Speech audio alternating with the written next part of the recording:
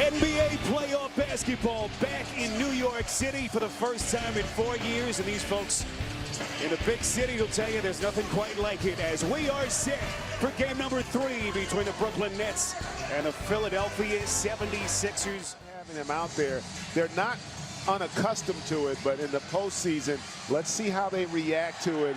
And in a lot of ways, games after the All-Star break due to that same left knee injury. So it's not like they haven't been here before, as D'Angelo Russell tries to get right to work, and it's put back in by opportunity that you ordinarily don't get with Embiid on the floor. Here's Jimmy Butler. His first offering goes in that pick and roll. We see so much between him and Allen. Druids broken up. Carroll from 3. Got it! Defense of the Sixers, and also keeping them out of transition, forcing them into that half-court game. Redick. Generally, when Redick plays well, Simmons also plays well because he really feeds off of Redick's ability to play without the ball. Jared Allen, and it's in top. As a 76er, signed his free agent contracts after bounced around a couple of teams this season. He kind of looks like he found out he was going to start 15 minutes before the game. That's really what you want if you're Philly. You want early shots from beyond so you can get out in transition, just like that possession there. That's the difference about the talk of Ben Simmons and his reluctance to shoot the basketball. But if you let him play on the open floor, he is going to make you pay. Second 3 and a good shooting start for the Nets here, up 4. Yeah, really everything you want if you're the Nets in terms of offensive rebounding, shooting well from 3, but Redick able to. Right now have a 2-point lead. Blake Lock 7. And off to Russell. Sizes up Tobias Harris. Here he comes. Contact. Excellent body control. Something that 13-14 season. Greg Monroe made that play. Early help initially didn't allow Russell to get to the rim, forced him to. The one thing I don't like, they haven't done the job that Philly does. Philly makes sure they get J.J. Redick involved early in the game. Makes him a better basketball player as D'Angelo able to not looks. And he's a guy that I think they need to get involved. It helps their floor spacing overall. Another nice finish there by Ben Simmons. Yeah, with all that talent comes expectations. And, fans are still a little antsy, as is that front office. And Boban comes in and does what Boban. Bogdanovic can do that, and obviously we saw with Monroe after he made the adjustment. They don't space it at the 5 when Allen's on the floor. Butler, magnificent. Because they're going to be expected to score more. They're going to get more opportunities. The question is, can they still have the impact defensively without having the big fella down low? Third backs away and resets. We're talking about Harris.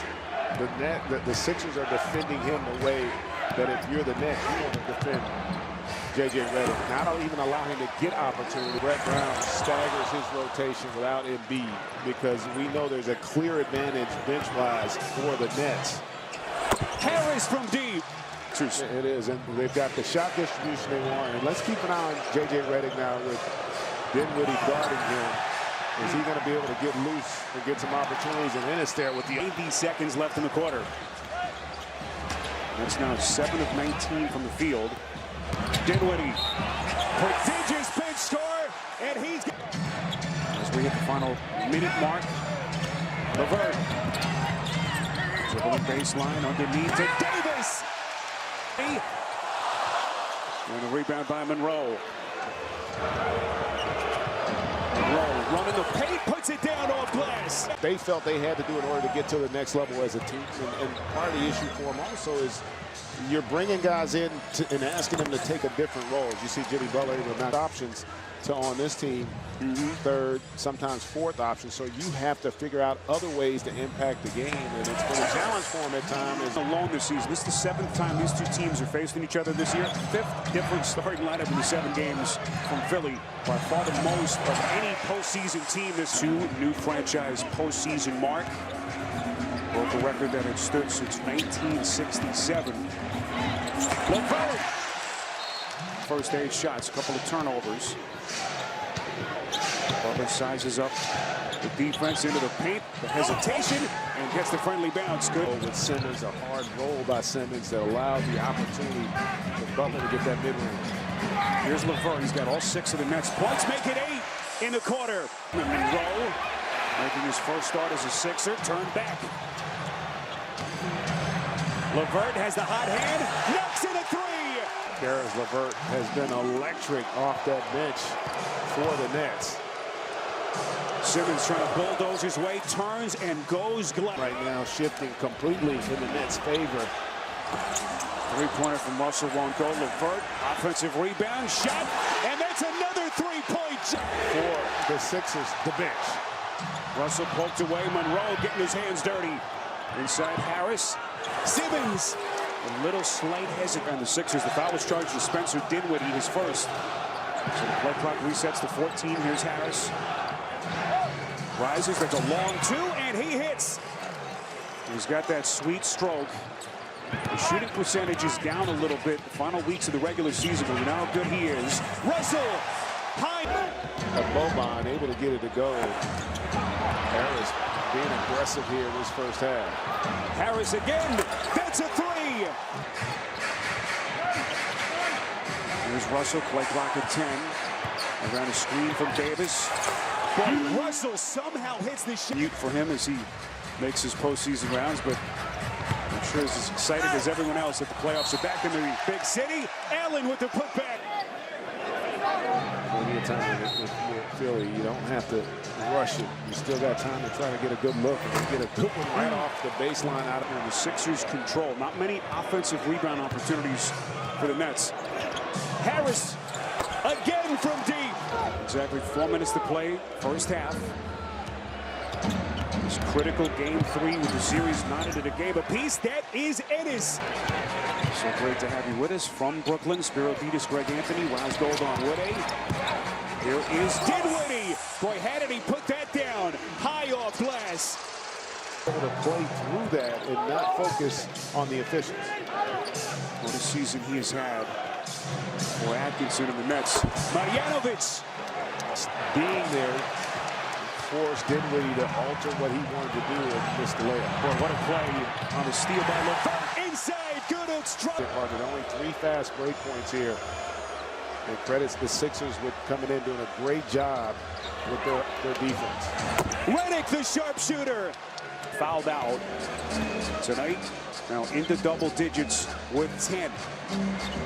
Sixers lead back to double digits before LeVert answers from deep. With time and perseverance, he did this team, and that's one reason why you see him right now participating in the postseason. LeVert down the paint, left it short, gets it back and cleans up his own mess. Is coming alive. Butler. 3 seconds. Redick gets a long 2. And Simmons. Nasty. Killing with something else. That's hosting a postseason game for the first time in 4 years. That is Guduk's. And defending without fouling. They want them to be physical with discipline and box out. All right, Roz, great stuff as Monroe bulldozes his way in. Sixers as a team, 44% from the field. Russell, quiet first half, finds his spot and hits. Pick and roll. Monroe is not going to step up. He's going to sink to the rim, so that mid-range jumper is going to be there. Boy, pretty play by Simmons. Butler weaves his way through traffic. Redick, the fake, got Harris to bite. And Jay Butler caught it. Russell the cutter back out to Allen. Harris, who's been awfully quiet tonight on Barclays Center in Brooklyn. Game 3, Sixers, Nets. All tied at the game apiece. Redick has been very aggressive at the start. In the corner, deep to Simmons, long rebound. Looks to get out into the open floor. Beautiful pass inside, it's Harris. Zone here in this third quarter. What do you think Kenny Atkinson is thinking about? That is his 3rd triple of the quarter. That time a little bit short. Sixers have scored 9 straight points. First thing Kenny Atkinson said when you asked him about his keys, you got to keep J.J. Redick in check. To get a rhythm here offensively, and also struggling in the half court to get stops against the Sixers. Boy, what a pretty stroke.